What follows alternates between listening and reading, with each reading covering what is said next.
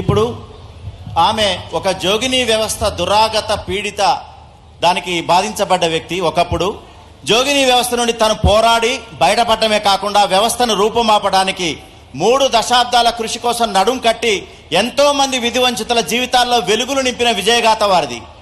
అంతర్జాతీయ వేదికల్లో దక్షిణాఫ్రికా, Netherland, Geneva, Switzerland దేశాల్లో పర్యటించి అక్కడి మహిళల్ని ఉత్తేజపరిచిన విజయగాథ వారిది. వారే మన హాజమ్మ, ఉట్కూరు గ్రామము మరియు మండలం. గట్టి చప్పట్ల మధ్య వారిని మాట్లాడవచ్చు.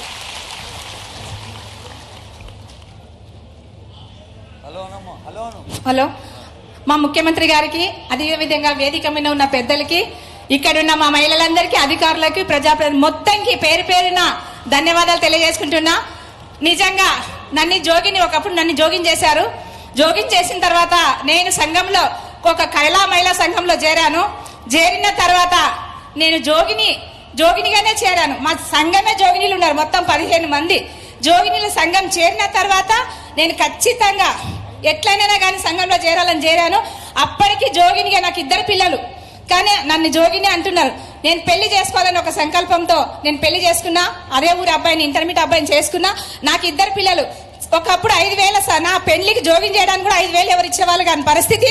కానీ నేను సంఘంలో చేరిన తర్వాత 2 పిల్లలు పుట్టిన తర్వాత నా పిల్లల కోసం, నా కోసం చిన్న సంఘం, గ్రామ సంఘం అందరు కలిసి ఒక 5 లక్షల లోను నాకు ఇవ్వడం జరిగింది. ఊరందరిని కొట్టడానికి ప్రయత్నం చేసినప్పుడు, ఊరంతా కొట్టడానికి ప్రయత్నం చేసినప్పుడు నేను బాధపడ్డానేమో కానీ ఇప్పుడు సంఘంలో ఒక లీడర్గా, కార్యకర్త గుర్తిస్తున్నా, సంతోషపడుతున్నా. ఆ సంఘంలో కనీసం నా కొడుకుకి, బిడ్డకి 5 లక్షల లోన్ తీసుకొని నా కూతుర్ని BS నర్సింగ్ చేపించాను, నా కొడుకుని ఇంజనీరింగ్ చేపించాను. దానితో పాటు నాకు కొంచెం ఊపిరి పీల్చుకున్నా. మా సీఎం గారు కోడంగల్ నియోజకవర్గంలో నాకు చాలా కష్టం అనిపించింది. మా జోగినీలు 500 మంది చనిపోయినారు. ఏం చేయాలో అర్థం కాక మా సీఎం అప్పుడు ఎమ్మెల్యే, కానీ తను ఎంత ఇబ్బందిలో ఉన్నా నా లెటర్ తీసుకొని అసెంబ్లీలో మాట్లాడితే ఈ యొక్క జోగిని దుర్మార్గమైన వ్యవస్థ 1350 నుంచి ఆ వ్యవస్థ ఉంది, ఎవరు మాట్లాడలేదు. నాకు చచ్చిపోవాలనిపించింది. 500 చచ్చిపోతే నేనైనా బతకాలి, ఇక వేస్ట్ కదా అనిపించింది. కానీ ఒక్క అసెంబ్లీలో టైగర్ పులిలాగా మన సీఎం, అప్పుడు ఎమ్మెల్యే ఇప్పుడు సీఎం మాట్లాడితే ఈరోజు తెలంగాణ మొత్తంలో రాష్ట్రానికి ఇక్కడ ఉన్న మహిళలకి, మీ పెద్దలకు కూడా, అందరికి కూడా తల్లి పేరు 139 జీవో ఒక్క మాట, ఒక్క అడుగు ఎన్నో జీవితాల్లో రాష్ట్రానికి వెలుగు నింపింది. 139 తల్లి పేరు, తండ్రి పేరు ఇద్దరు సమానమైన చైతన్యం తీసుకొచ్చిన ఘనత మీకే దక్కుతుంది సార్. దానితో పాటు 500 మంది చనిపోయినారు. జోగినీలకు భర్త పేరు తీసుకురమ్మన్నారు. అధికారులు కూడా ఏం చేస్తారు, జీవోలు అట్లే ఉంది, అట్లే తెమ్మన్నారు. కానీ మీరు అసెంబ్లీలో ఒక జోగిని చరిత్ర ఒక పుస్తకం తీసుకొని అక్కడ మాట్లాడినారు. ఒక జోగిని దీనగాత క్యాన్సర్ తో బాధపడుతున్న ఆ జోగిని గురించి మీరు అసెంబ్లీలో మాట్లాడితే నేను నిజంగా చచ్చిపోవాలనుకున్నా. నేను అసెంబ్లీ మాటలు విన్న తర్వాత బతకాలనిపించింది. అది 27 జీవో. ఈ రోజు తెలంగాణ మొత్తంలో ఒంటరి మహిళల పెన్షన్ 500 మంది చనిపోయింది. కానీ ఈ రోజు మీ మూలాన 2 లక్షల మంది ఒంటరి మహిళల పెన్షన్ తీసుకుంటున్నారు. నాకు ఇప్పుడు ఇంకా ఎక్కువ రోజులు బతకాలనిపిస్తుంది. దానితో పాటు ఇప్పుడు ఇక నేనైతే రోజు 30 ఏళ్ల నుంచి నా పోరాటం కొనసాగుతుంది. రోజు డబ్బులు ఇచ్చిపోతుంది, కానీ ఈ రోజు డబ్బులు బస్సులో పైసలు లేకుండా ఫ్రీ ప్రయాణం చేస్తున్నా. దానితో పాటు ఇంకా కొన్ని రోజులనే త్వరలో శుభవార్త, మాకు ఫ్రీ అంటే 500 సిలిండర్ కూడా వస్తుంది మనకి. ఇప్పటికీ ఉచిత ప్రయాణం, కరెంటు, ఈ సిలిండర్ ఒక 6,000 బెనిఫిట్స్ మేము తీసుకుంటున్నాం. ఎందుకంటే ఆ నమ్మకం, ఆత్మవిశ్వాసం మాకు వచ్చింది. దీనితో పాటు నేను కళా మహిళా సంఘం జోగిన్గా జాయిన్ అయినా, నా పిల్లల్ని మార్పు తీసుకొచ్చిన, మా కలెక్టర్ గారు, DRDA అందరి సహకారంతో నా తెలంగాణలోనే 45 డేస్ మన తెలంగాణలో న్యూట్రిషన్ లేకుండా ఉన్నాం కాబట్టి న్యూట్రిషన్ రైస్ మిల్లు, నారాయణ మహిళా శక్తి రైస్ మిల్లు పెట్టడానికి మా అధికారులు, ప్రజాప్రతినిధులు అందరూ సహకరిస్తున్నారు. ఈరోజు 4 కోట్ల అది కంపెనీ, కానీ మేము మీ చేతుల ఇనాగ్రేట్ చేసి 100 కోట్లకు తీసుకురావాలని మా ఆశ, మా ఆకాంక్ష కూడా మీరు సహకరించాలని మా ఇది. ఇప్పుడు మేము ఒక NGOలో 300 గ్రామాల్లో జోగిని బాల వివాహాలు, బాల కార్మిక వ్యవస్థ కాకుండా ఒక సైనికుల్లాగా, ఒక సైన్యంలాగా మేము ఇక్కడున్న మహిళలందరం కూడా కోడంగల్లో ఇక్కడ జాతర చేసేటప్పుడు ఆడమని కట్టి పైన తిప్పుతుండ్రి. అప్పుడున్న ప్రజాప్రతినిధులు, అప్పుడున్న పోలీస్ డిపార్ట్మెంట్ అందరూ మాకు సహకరిస్తే ఇప్పుడు సిడే ఆగింది. ఆడమని కట్టకుండా ఉన్నారు మన నియోజకవర్గంలో. ఈ ఘనత కూడా అధికారులకు అందరికీ, ఇక్కడున్న మహిళలు కూడా చాలా మంది సహకరించారు. అది కూడా ఆగిపోయింది. ఇప్పుడు ఆత్మగౌరవంతో అందరూ పూజ చేసుకుంటున్నారు. దేని కూడా మేము సంతోషపడుతున్నాము. సామాజిక తెలంగాణ అని బద్దలు గుర్తి చెప్పగలుగుతాం ఇప్పుడు. ఎందుకంటే ఒకప్పుడు ఆ విధంగా ఉన్నాం, ఇప్పుడు మాత్రం మంచి జాతరగా మనం పేరు తెచ్చుకుంటున్నాం. కాబట్టి అదేవిధంగా ఈరోజు మీరు మాకు సీఎంగా వస్తారని కళలు కూడా ఊహించాను. కళనా నిజం అంటే ఈరోజు మీ ముందరుండి మేము మాట్లాడుతున్నాం. మా మహిళలందరికీ ఒక ధైర్యం వచ్చేసింది. ఈరోజు ఏమైనా చేస్తాం.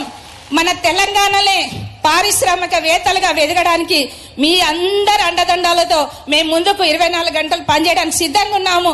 ఇప్పుడు జోగిని లేని జిల్లాగా 1988లో చట్టం వచ్చింది. ఒక 1 మ్యాన్ కమిషన్ వేశారు. 50,000 కుటుంబాలు ఉన్నాయి. మీరు ఆదుకుంటే మేము చాలా కార్యక్రమాలు చేయడానికి ముందుంటాము. ముందుండి మేము ఏ పని చేసినా చేయడానికి సిద్ధం అవుతామని తెలియజేస్తూ ఈ రోజు మా మహిళలందరి తరపున సమైక్యలు మేమే బ్యాంకులు పెట్టే స్థాయికి ఎదుగుతామని ఆశిస్తూ ఈ అవకాశం ఇచ్చిన మీ అందరికీ ప్రత్యేక ధన్యవాదాలు తెలియజేస్తూ ముగిస్తున్నాను. ఏం కోరుకుంటున్నారమ్మా మీ జోగిని వ్యవస్థకు ప్రభుత్వం నుంచి ఏం మద్దతు కోరుకుంటున్నారు? సార్ మీరు మీరు అడిగిన అసెంబ్లీలో మాట్లాడాలని కొడంగల్ ఇంటికి వచ్చి కలిసినావు. నాకు రిప్రజెంటేషన్ ఇచ్చిపోయినా ఒక ఆమె క్యాన్సర్తో చచ్చిపోయింది, పెన్షన్ కూడా వస్తలేదని తెచ్చిచ్చినావు. నాకు అసెంబ్లీలో మాట్లాడినా ప్రభుత్వంలో కదలికి వచ్చింది. అలా ఒంటరి మహిళల పెన్షన్ ఇస్తున్నారు, మంచిది జరిగింది. ఆ మనం ఎవరినో అడిగినాం, ఇవాళ మనమే ఇచ్చే స్థానంలో ఉన్నాం. పెద్దలందరూ ఇవాళ రాష్ట్రం అంతా ఇక్కడికి వచ్చింది. ఇంకా మీకు మేలు జరగాలంటే ఏం చేస్తే ఉపయోగం ఉంటుందో చెప్పు. పెద్దలు అక్కడ ఉన్నారు. భారత్ జోడో యాత్రలో భారతదేశం మొత్తం రాహుల్ గాంధీ దగ్గర నన్ను మాట్లాడించారు. మీరందరూ మాట్లాడించారు నన్ను. ఏమంటే 1 మ్యాన్ కమిషన్ వేశారు సార్. 18 జిల్లాల జోగిని వ్యవస్థ ఉంది. మన తెలంగాణలో 50,000 కుటుంబాలు ఉన్నాయి. ఒక కమిషన్ రిపోర్ట్ మా దగ్గర ఉంది. మా మేడం వాళ్ళు ఇక్కడ తీసుకొచ్చారు మీకు ఇవ్వడానికి. మాకు అవకాశం, చిన్న అవకాశం, 2,000 లక్షల మందిని మార్చారు మీరు, మాకు దేవుడు. కానీ ఇక్కడ మా వాళ్ళు వచ్చి ఉన్నారు. ఆ కమిషన్ కమిషన్ రిపోర్ట్ తీసుకున్నా. రఘునాథరావు గారి కమిషన్ రిపోర్ట్ నా దగ్గర ఉంది. దాని మీద ఏం చర్యలు తీసుకోవాలి చీఫ్ సెక్రటరీ గారు చెప్పాలి సార్. ఇంకొకటి, గతంలో మేము భారత్ జోడో యాత్రలో మేము చెప్పిన ఏంటంటే గతంలో జోగినిలో కొంత బడ్జెట్ కేటాయించి బయటకు తీసుకొచ్చారు సార్. 2005 నుంచి ఇప్పటి వరకు ₹1 ఎక్కడ ఇవ్వడం లేదు. మేము బయటికి రావాలంటే మాకు స్పెషల్ బడ్జెట్ ఉండాలి. కమిషన్ లో ఉన్న రిపోర్ట్లు బయటికి తీసుకురావాలి. మా మహిళలందరూ కూడా పారిశ్రామికవేత్తలుగా చిన్న మినీ పరిశ్రమలు పెట్టడానికి మీరు సహకరించాలని, ఒక జోగినీలే కాదు వెనుకబడ్డ సమగ్ర సర్వేలో 3 లక్షల మహిళలు మిగిలిన్నారు. ఆ 3 లక్షల మీద కాన్సన్ట్రేషన్ చేస్తే నిజంగా మేము జీవితాంతం రుణపడి ఉంటాం సార్. 3 లక్షల మందికి మీరు మేలుకొల్పాలని నేను ఆశిస్తున్నా సార్. ఇప్పుడు ప్రభుత్వం తరఫున ప్రభుత్వ పాఠశాలల్లో కానీ కళాశాలల్లో కానీ రెసిడెన్షియల్ స్కూల్స్ కాలేజీలలో పిల్లలకు బట్టలు కుట్టే ఇంతకుముందు ప్రైవేటు పెద్ద పెద్ద సంస్థలకు ఇచ్చేది. నేను మొన్న పోయినసారి ఆదిలాబాద్లో స్పష్టంగా చెప్పిన, పిల్లలందరూ బట్టలు కుట్టే వ్యాపారం మొత్తం మీకే అప్పచెప్పాలి వ్యవస్థలకు ఇవ్వడం ద్వారా. ఎందుకంటే చేతి నిండా మీకు పని కల్పించాలన్నదే మా ఉద్దేశం. మీకు మంచి లేటెస్ట్ మెషిన్లు ఇంకేం కావాలన్నా కూడా ప్రభుత్వం నుంచి ఆర్థిక సహాయం ఉంటుంది. ఎవరెవరో పెద్ద పెద్ద కార్పొరేట్ సంస్థలకు కాదు, గ్రామాలలో ఉండే ఆడబిడ్డలకు చేతి నిండా పని కల్పించాలా. వాళ్ళ పిల్ల చదువుల కోసం, వాళ్ళ కుటుంబ గౌరవంగా బతికేదాని కోసం ఆర్థికంగా మీరు బలపడాలనేదే మా ఉద్దేశం. ఆనాడు డాక్టర్ వైఎస్ రాజశేఖర రెడ్డి గారు ఉన్నప్పుడే ఈ మహిళా సమాఖ్యలకు వీటి అన్నిటికి కూడా పావులా వడ్డీ కానీ ఆ తర్వాత 0 వడ్డీ కానీ మీకు ఇచ్చింది. ఈ 10 ఏళ్లలో మీకు ఎప్పుడు వడ్డించింది లేదు, వడ్డించింది లేదు, వడ్డించింది లేదు. అందుకే ఇప్పుడు మళ్ళీ మార్పు తీసుకొచ్చి ఎక్కడ పోయినా, నేను మన ఆదిలాబాద్లో పోయినా మొదట సంఘాలతోనే కూర్చొని మాట్లాడినా. ఇవాళ కొడంగల్కి వచ్చిన ఇన్ని వేల మంది వచ్చినా మీతోనే కూర్చొని మాట్లాడుతున్నా. అంటే కుటుంబం బాగుపడాలి, కుటుంబం ఆర్థికంగా నిలబడాలంటే నగదు ఆడబిడ్డ చేతుల్నే ఉండాలి. ఇంటి ఆయన చేతులుంటే సాయంత్రం పోయి బెల్ట్ షాపులు ఇచ్చొస్తాడు, అవునా?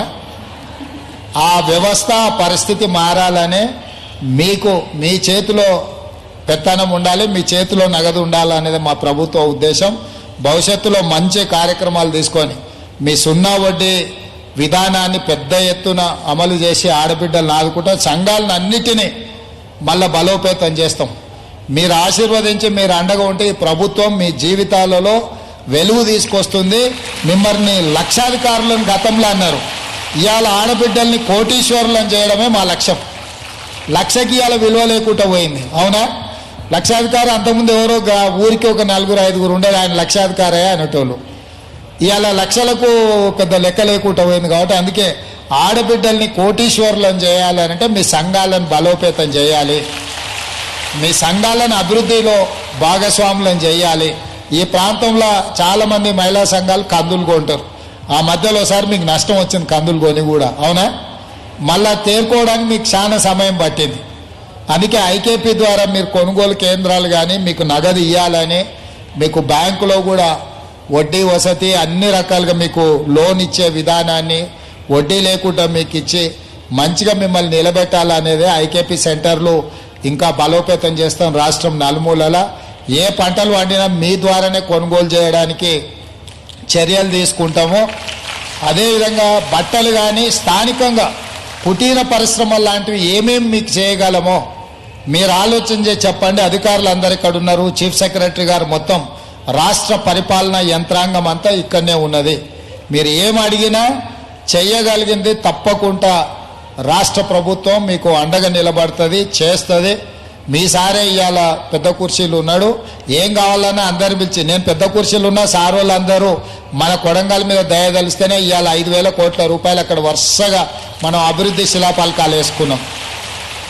ఇవాళ 3,000 జీవో ఇచ్చిండి, ఇంకా మనం నీళ్లు పెరిగి ఇదవుతుంది. దాదాపుగా 4,000 కోట్ల రూపాయలతోని కృష్ణా జలాలు మనం తెచ్చుకోనికే ఉత్తమ్ కుమార్ రెడ్డి గారు ఈరోజు మనకు సంపూర్ణంగా సహకరించారు. దాదాపుగా 500 కోట్ల రూపాయలతోని కోమటిరెడ్డి వెంకటరెడ్డి గారు మనకు అన్ని రోడ్లు ఇచ్చిండ్రు. సారు దామోదర్ సారు మనకు medical college, veterinary college, nursing college, అన్ని కాలేజీలను ఇవాళ మనకి ఇచ్చారు. ఇంజనీరింగ్ కాలేజ్ మనకు బడే చక్కగా లేకుండే, మన ప్రాంతంలో పిల్లలు చదువుకోవాలంటే ఏడికేడుకో పోయే పని ఉండే. తాండూరు పోవాలి, మహబూబ్నగర్ పోవాలి, నారాయణపేట పోవాలి, పట్నం పోవాలి, ఇట్లుండే. ఇవాళ అన్నీ కలిసి ఇంజనీరింగ్ కాలేజు, మెడికల్ కాలేజు, మహిళా డిగ్రీ కాలేజు, అన్ని కాలేజు, జూనియర్ కాలేజీలు అన్నీ ఎన్ని కావాలనో అన్ని, వెటర్నరీ కాలేజ్, అన్ని కాలేజీలు ఇవాళ చదువుకోనికే రాష్ట్రం నుంచి నలుమూలల. మనం గతంలో చదువుకోవాలంటే రాష్ట్రం అంతా తిరగాల్సి వచ్చేది. ఇవాళ రాష్ట్రంలో ఎక్కడున్న పిల్లలు కూడా ఇవాళ కొడంగల్కి వచ్చి చదువుకునేటట్టు ఇవాళ ప్రభుత్వం అన్ని అనుమతులు ఇచ్చారు. పెద్దలందరూ మన సంతోషంలో భాగస్వాములు కావాలని వాళ్ళు వచ్చిన వాళ్ళందరికీ కూడా గట్టిగా సపోర్ట్లతో మీరు స్వాగతం పలుకుతారు. Thank you sir. Thank you sir. ఒకసారి మళ్ళీ హాజమ్మ గారికి గట్టి చప్పట్లతోటి మనం కృతజ్ఞిద్దాం. ఒక జీవోకి కారణమైనరు, స్ఫూర్తి అయినరు, వారి యొక్క మాటలకే ఇప్పుడున్నటువంటి ముఖ్యమంత్రి గారు ఆ జీవోకి కారణభూతమైనరు. గట్టి చప్పట్లతోటి ముఖ్యమంత్రి గారికి కూడా తెలియజేద్దాం. అదేవిధంగా